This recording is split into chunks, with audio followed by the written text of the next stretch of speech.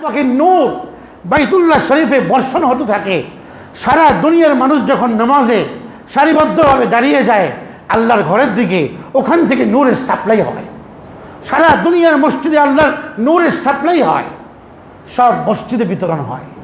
এটা এই ঘরের বড়, এই ঘরের সাথে সম্পর্ক রাখা, হেদায়েতের সাথে সম্পর্ক রাখা। কারণ এই ঘর মানবাউল হেদায়াহ, মানবাউল নূর, এটা হেদায়েতের আলো উৎস, এটা ওয়াহির উৎস। এখানে ওয়াহি এসছে, যে ওয়াহি বান্দাকে রব্বুল আলামিনের সাথে গভীর সম্পর্ক তৈরি করে দেয়। ওয়াহির ফায়দা এটা, সবচেয়ে বড় ফায়দা ওয়াহির। সুফল হচ্ছে বান্দা এবং রব্বুল আলামিনের মাঝে বিরাট এক সেতুবন্ধন তৈরি করে ওয়াহির ইলম। আকল দিয়ে আল্লাহকে পাওয়া যায় না, পঞ্চ ইন্দ্রিয় দিয়ে রব্বুল আলামিনের মুহাব্বত নসিব হয় না, কিন্তু ইলমুল ওয়াহি দিয়ে রব্বুল আলামিনের মারিফত হাসিল হয়, রব্বুল আলামিনের পরিচয় পাওয়া যায়। এই জন্য পুরা হজ্জের যে ব্যবস্থাপনা, হুকুম আহকামগুলো, অনেক আহকাম আমাদের বোধগম্যের বাইরে, কিন্তু হজ্জের উদ্দেশ্য কি? হাজি আল্লাহর গোলাম, হাজি আল্লাহর গোলাম। প্রতিটি হজ্জের হুকুম আহকামের মধ্যে তাকে এই পরিচয় দিতে হবে, আমি আল্লাহর গোলাম, আল্লাহর হুকুম পালনই আমার সৌন্দর্য, আল্লাহর হুকুম নির্দেশ পালন করাই আমার দায়িত্ব এবং কর্তব্য। সেখান থেকে শিক্ষা নিয়ে সারা জীবন সেই শিক্ষাকে লালন করা, আমি আল্লাহর গোলাম, আমাকে আমার যাপিত জীবনে রব্বুল আলামিনের নির্দেশেই চলতে হবে, এর বাইরে আমার চলার সুযোগ নেই। আকলের যে মরলিপনা, কর্তৃত্ব, সেটা দূর হয়। হজ্জের উদ্দেশ্যই হলো আকলকে তুমি যে কর্তৃত্বের জায়গায় বসিয়েছ, ওখান থেকে নতুন রাস্তায় ধরাও। নতুন রাস্তা ধরাওটাকে, যেই রাস্তা গোলামি, যেই রাস্তা আব্দিয়াতের, যেই রাস্তা দাসত্ববোধের, যেই রাস্তা ইখলাস ও নিষ্ঠার। এই জন্য একজন বান্দা নামাজ আদায় করে হাজারো প্রেম নিষ্ঠা নিয়ে, অ্যাটেনশন নিয়ে, হৃদয় উজাড় করে রব্বুল আলামিনের কুদরতি পায়ে সিজদা অবনত হয়। এরপরে রমাদানে নিজের সংযমের শক্তি সঞ্চার করে, গুনাহ থেকে বাঁচার শক্তি সঞ্চার করে, যাকাত আদায়ের মাধ্যমে রব্বুল আলামিনের সন্তুষ্টি খোঁজে।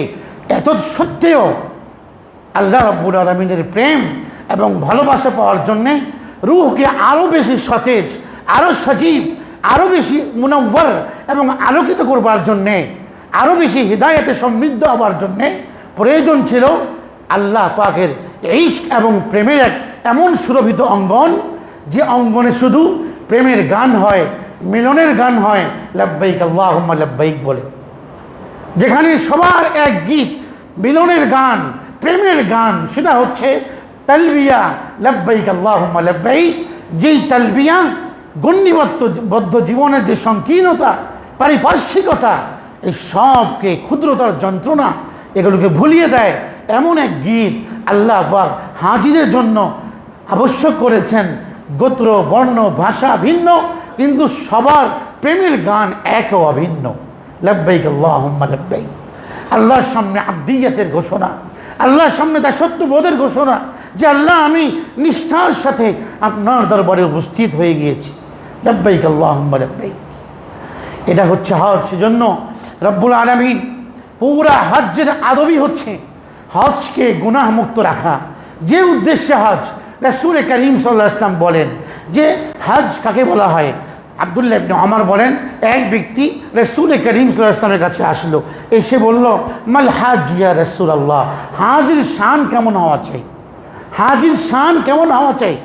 রাসূল বললেন, আস-সাইফু তাফিলু, হাজির শান হবে এমন যে সে হবে উস্কো এলোমেলো চুল, তার নিজের কোনো শরীরের খবর নাই, যত্ন নাই, গন্ধ আসতেছে ঘামের শরীর থেকে, কোনো খবর নাই, এলোমেলো চুল, কাপড় চোপড় ময়লা।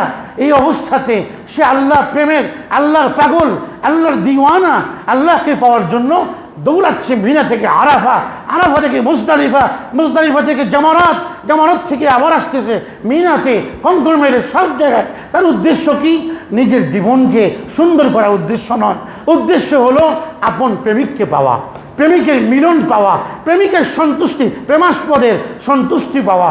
মাহবুবে হাকিকি রব্বুল আলামিন, যিনি বান্দার মূল, যিনি প্রেমাস্পদ, যাকে ভালোবাসতে হয়, যার থেকে ভালোবাসা নিতে হয়, তার ভালোবাসা পাওয়ার জন্য উদ্গ্রীব সে সে ঘুরছে ফিরছে পাগলের ন্যায়, কোনো কিছুর খবর নেই, শুধু একটাই চাওয়া, একটাই পাওয়া, রব্বুল আলামিনের পক্ষ থেকে মাগফিরাত, রব্বুল আলামিনের সন্তুষ্টি, রব্বুল আলামিনের মহাব্বত। আল্লাহর আশিক প্রেমিক বান্দার হজের কাজের মধ্যে এ হচ্ছে প্রকৃত হাজি। আব্দুল্লাহ ইবনে ওমর বলেন, আজকে এক ব্যক্তিকে দেখলেন, দেখে বললেন, এখন তো এই ব্যক্তিকে দেখে মনে হচ্ছে সে সফরকারী, সে হাজি নয়। আরেক ব্যক্তিকে দেখলেন যে খুব এলোমেলো চুল, কাপড় চোপড় ঠিক নাই, ময়লা ছাড়া কাপড়, অপরিচ্ছন্ন কাপড়, দৌড়াচ্ছে। আব্দুল্লাহ ইবনে ওমর বলেন, সে হচ্ছে প্রকৃত হাজি, সে হচ্ছে প্রকৃত হাজি। রাসূল করিমকেও জিজ্ঞাসা করা হলো, হাজির শান কেমন হওয়া চাই? এই জন্য এহরাম অবস্থাতে আতর, খুশবু ইত্যাদি ব্যবহার করা নিষেধ, দেওয়া যায় না। নিজেকে সজ্জিত করা নিষেধ এহরাম অবস্থায়। কেন? এর তাৎপর্য কি? তাৎপর্য হলো, আমি এহরাম পড়লাম কেন? রব্বুল আলামিনকে দেখানোর জন্য। রব্বুল আলামিনের জন্য আমি আমার ঘর বাড়ি দেশ, আমার কাপড় চোপড় সব ছেড়েছি। আমি সব কুরবানি করে ইব্রাহিমী কুরবানির সাথে নিজের কুরবানিকে সাদৃশ্যতা প্রদানের জন্য আমি এহরামের শুভ্র দুটি সেলাইবিহীন দুটি কাপড় পরে আমি দৌড়াচ্ছি রব্বুল আলামিনকে পাওয়ার জন্য। এটা এহরামের তাৎপর্য। কোনো সাবান ইউজ করা যায় না, সুগন্ধি ইউজ করা যায় না, খাওয়া যায় না, সুগন্ধি জর্দা খাওয়া যায় না, নিষেধ এগুলো। কেন? আল্লাহকে পাওয়ার জন্যেই যে ব্যাকুলতা, যে অস্থিরতা, যে আকুতি, যে কাতরতা, এটা যেন হাজির সর্বাঙ্গে প্রকাশ পায়, এটাই হজের মাকসাদ, এটা হজের উদ্দেশ্য। সেই কারণেই হযরত শাইখুল ইসলাম হুসাইন আহমদ মাদানী রাহমাতুল্লাহি আলাইহি নওয়ারাল্লাহু মারকাদাহু ওয়া বাররাদা মাসজাআহু ওয়া আলাল্লাহু মারাতিবাহু, হযরত শাইখুল ইসলাম রাহমাতুল্লাহি আলাইহি, হযরত শাইখুল হাদিস জাকারিয়া রাহমাতুল্লাহি আলাইহি বলেন যে জিলহজ মাসের 9 তারিখে আরাফা হয়। আমি একদিন এক বছরে হযরত শাইখুল ইসলাম মাদানী রাহমাতুল্লাহির হাতে আমি তার সামনে আতর পেশ করলাম। তিনি আতর নিয়ে হাতে মাখলেন, মেখে বললেন, ওখান থেকে উনি হজে ছিলেন না, উনার বাড়িতে ছিলেন, দেশে ছিলেন, কিন্তু 9 তারিখ ছিল। উনি বলেন, শাইখুল হাদিস জাকারিয়া রাহমাতুল্লাহি আলাইহি বলেন যে শাইখুল ইসলাম মাদানী রাহমাতুল্লাহি আলাইহি আতর মাখছেন, আর তার এখানে শরীর, কল্পনা, মন ময়দানে আরাফাত। বলছেন এই কথা যে আজকে তো যারা আল্লাহর ঘরের আশিক, যারা আজকে আল্লাহর উশাক ময়দানে আরাফাতে উকুফ করছেন, তাদের জন্য তো আজকে তাদেরকে আতর লাগানো থেকে বিরত রাখা হয়েছে। মানে ওখানে বসে তিনি সেই তাৎপর্যকে, সেই কল্পনাকে, আল্লাহর প্রেমের যে কল্পনা, সেটা ওখানে বসে আল্লাহ ওয়ালারা এমনই হন, আল্লাহর প্রেমের কল্পনা ওখান থেকে করছেন তিনি। আজকে তো আল্লাহ প্রেমিকরা আতর দিতে পারছে না। হযরত শাইখুল হাদিস জাকারিয়া রাহমাতুল্লাহি আলাইহি বলেন যে আমার আব্বা ইয়াহিয়া কান্দালভি রাহমাতুল্লাহি আলাইহি, তিনি এই হজের দিনগুলো আসলেই অবচেতনভাবে তিনি সারাদিন তালবিয়া পড়তে থাকতেন, লব্বাইক আল্লাহুম্মা লব্বাইক। আমরা তো আল্লাহর নামটা উচ্চারণ করতেই শরম পাই, লজ্জা পাই, অথচ হাদিসে পাকের মধ্যে এসছে রাসূল করিম সাল্লাল্লাহু আলাইহি ওয়াসাল্লামকে জিবরিল আমিন এসছেন। রাসূল বলেন যে জিবরিল আমিন এসে আমাকে বললেন যে আপনি সবাইকে যারা হজ করবেন তাদেরকে, হাজিদেরকে উচ্চ আওয়াজে তালবিয়া পাঠ করতে বলুন। উচ্চ আওয়াজে আল্লাহর শান মান, আল্লাহর বরত্ব, আল্লাহর জিকির উচ্চ আওয়াজেই তো হওয়া চাই। ওয়াকাব্বিরহু তাকবীরা, আল্লাহর হুকুম এটা। স্বয়ং রাসূল করিম সাল্লাল্লাহু আলাইহি ওয়াসাল্লামকে জিবরিল আমিন এসে বলছেন আল্লাহ তাআলা আপনাকে তালবিয়া উচ্চ আওয়াজে পড়তে বলেছেন। আল হাজ্জু আল আজ্জু ওয়া সাজ্জু, হাদিসে এসছে হজ কাকে বলে? হজের প্রকৃত রং হচ্ছে আল আজ্জু, উচ্চ আওয়াজে তালবিয়া পাঠ করা, ওয়া সাজ্জু, কুরবানি করা। এই জন্য হজের মধ্যে কুরবানি করতে হয়। হজ ছাড়াও কুরবানি ওয়াজিব হয় স্বাভাবিকভাবে, ওয়াজিব না হলেও পারলে কুরবানি করো, কারণ কুরবানি অনেক বড় সওয়াবের আমল। হজের মধ্যে তালবিয়া উচ্চ আওয়াজে পাঠ করা হাজির শান, হজের মধ্যে আল্লাহর জন্য কুরবানি করা, রক্ত প্রবাহিত করা হাজির শান। রাসূল করিম সাল্লাল্লাহু আলাইহি ওয়াসাল্লাম হাদিসে পাকের মধ্যে কথা বলেছেন। এই জন্য হজ যত বেশি এলোমেলো অবস্থা থাকবে তত বেশি দোয়া কবুল হয়। মা মিন মুসলিমিন ইরাব্বা, হাদিসে আসছে মুসলমান যখন হাজি আল্লাহ প্রেমিক বান্দা এহরাম করে তালবিয়া পাঠ করে, ইল্লা রাব্বা আন ইয়ামিনিহি ওয়া আন শিমালিহি মিন হাজারিন আও শাজারিন আও মুদারিন হাত্তা তানকাতি আল আরদ মিন হা হুনা ওয়া হা হুনা, যে তালবিয়া পাঠকারী মুলাব্বি যখন সে লাব্বাইক আল্লাহুম্মা লাব্বাইক বলে, তার ডানে বামে পৃথিবীর শেষ সীমা পর্যন্ত যত গাছ পাথর মাটির টুকরো আছে সব তার সাথে তালবিয়া পড়তে থাকে। ময়দানে আরাফাতে 9 তারিখে ওকুফে আরাফা করবেন হাজী সাহেবগণ। হাদিসে পাকে রাসূল বলেন, মা মিন ইয়াউমিন আকসার মিন আন ইউতিকা আল্লাহু ফীহি আবদান মিনান নার মিন ইয়াউমি আরাফা। আরাফার দিন যে পরিমাণ বান্দাকে আল্লাহ তাআলা জাহান্নাম থেকে মুক্তি দান করেন, অন্য দিনে করেন না। ওয়া ইন্নাহু লা ইয়াজনু, আল্লাহ বান্দা, আল্লাহর রহমত বান্দার কাছাকাছি হয়। লা ইউবাহি বিহিমুল মালাইকা, আল্লাহ তাআলা ফখর করেন, গর্ব করেন ফেরেশতাদের সাথে। বলেন, মা আরাদা হাউলা, এরা কি চায়? দাঁড়িয়ে দোয়া করছে, প্রচন্ড রোদ উত্তাপ, এর মধ্যে তারা কি চায়? তারা জিজ্ঞেস করো, মা আরাদা হাউলা, কি চায় তারা? আল্লাহ গর্ব করেন। এই জন্য হজ্জের উদ্দেশ্যই হলো প্রেমের উচ্ছ্বাস এবং তৃপ্তি। কারণ আল্লাহকে ভালোবাসার মূল উৎস হচ্ছে আল্লাহর সিফাত এবং গুণাবলী। যার মধ্যে মানুষ ভালো গুণ দেখতে পায় সে তাকে ভালোবাসে, তার জন্য মানুষ তার প্রতি আকৃষ্ট হয়। আমাদের রবের এমন গুণাবলী, সুউচ্চ গুণাবলীর তিনি অধিকারী। লাইসা কামিসলিহি সেই, তার মতো আর কেউ নেই। অনন্য সিফাতের উৎস তিনি, অনন্য গুণাবলীর অধিকারী তিনি। তো ভালোবাসা রবের হবে না তো কার হবে? এই জন্য হজের মূল উদ্দেশ্যই হলো আল্লাহর প্রেমের উচ্ছ্বাস। যে একজন দগ্ধ হৃদয়ের প্রেমিক, যে প্রেমিকের অন্তরে দগ্ধ আল্লাহকে পাওয়ার জন্য, সেই দগ্ধ হৃদয়ের কিছুটা কিঞ্চিত শীতলতা আসবে বাইতুল্লাহ শরীফের হজের মধ্য দিয়ে। এই জন্য শাহ ওলিউল্লাহ মুহাদ্দিস দেহলভী রহমতুল্লাহ আলাইহি, যিনি সারা ভারত মহাদেশের হাদিসের সনদের মূল উৎস কেন্দ্রবিন্দু, মুসনিদুল হিন্দ, শাহ ওলিউল্লাহ মুহাদ্দিস দেহলভী রহমতুল্লাহ আলাইহি, উনি বলেছেন হজের উদ্দেশ্য কি? হজের উদ্দেশ্য হলো নির্দিষ্ট দিনে নির্দিষ্ট জায়গাতে আল্লাহর অনুগ্রহপ্রাপ্ত বান্দাগণ যারা সিদ্দিক, সুহাদা, নবীন, তারা এখানে অবস্থান করেছেন। তাদের চোখের যে উষ্ণ পানি, সেই পানি দিয়ে তপ্ত বালুকে সিক্ত করেছে।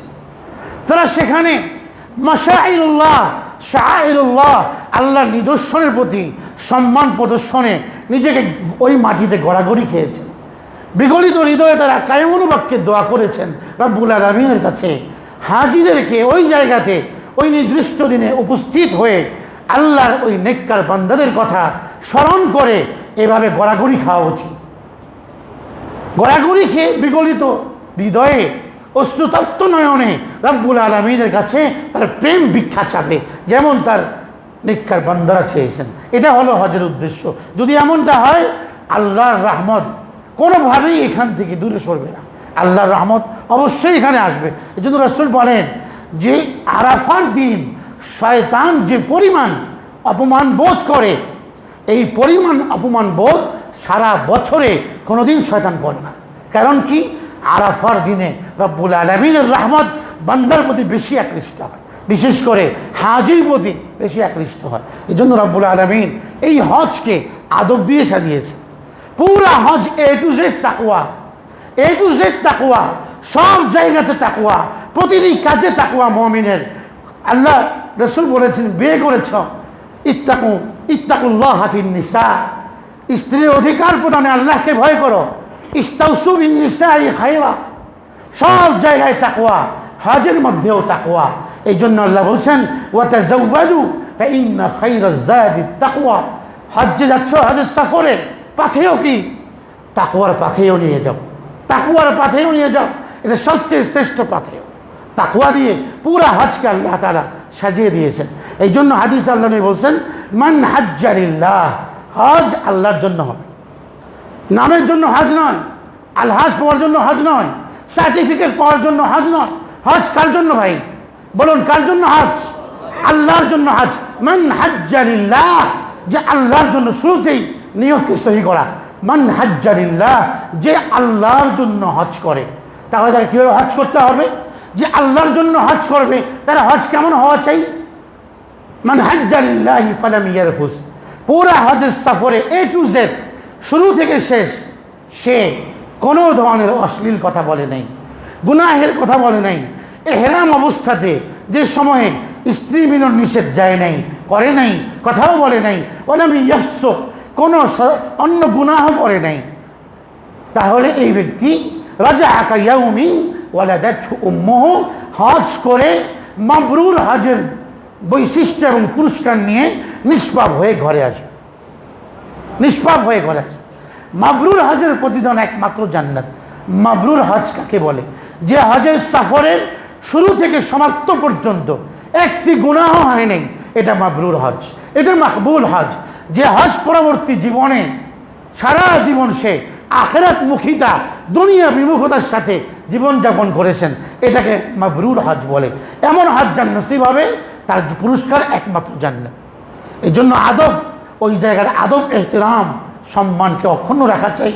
কারণ আদব যদি না থাকে তাহলে সে সুন্নত থেকে বঞ্চিত হবে, সুন্নত থেকে বঞ্চিত সে ফরজটা নষ্ট হবে, যে ফরজ থেকে বঞ্চিত হবে সে আল্লাহর মারিফত থেকে বঞ্চিত হবে। সেই জায়গার আদব এহতেরামকে অক্ষুণ্ণ রাখা, পুরা হজের সফরকে তাকওয়ার সাথে থাকা, গুনাহমুক্ত থাকা, ঝগড়ামুক্ত থাকা। আল্লাহ ভিন্ন বস্তু শব্দ এটা কেন বলছেন? যে সে তরগড়াকে, যে ঝগড়া করাকে কোনো গুনাহের কাছে মনে করে না। এই জন্য ওখানে গিয়ে কোনো কিছু কম পেলে, গাড়ি আসতে দেরি হলে, সিট না পেলে সে ওখানে বিতর্কে লিপ্ত হয়, ঝগড়া শুরু হয়। এই জন্য আল্লাহ বলছেন ওয়ালা জিদালা ফিল হজ, হজে কোনো ঝগড়া নাই, তর্ক নাই, বিতর্ক নাই। যদি এমন হজ হয়, এটা হবে তাকওয়াপূর্ণ হজ। এই হজে মাবরুর, এই হজ জান্নাত নিয়ে আসবে। রব্বুল আলামিন আমাদের সকলকে বাইতুল্লাহ শরীফের যারা হজে গিয়েছেন, যাবেন, আল্লাহ পাক হজ্জে মাবরুর নসিব করুন। আর আমরা যারা যাব নিয়ত করেছি, আল্লাহ পাক আমাদের সকলকে আল্লাহর ঘরে দ্রুত যাওয়ার তৌফিক দান করুন, বাইতুল্লাহ শরীফের হজ সম্পাদনের তৌফিক দান করুন। ওয়া আখিরু দাওয়ানা আলহামদুলিল্লাহি রাব্বিল আলামিন।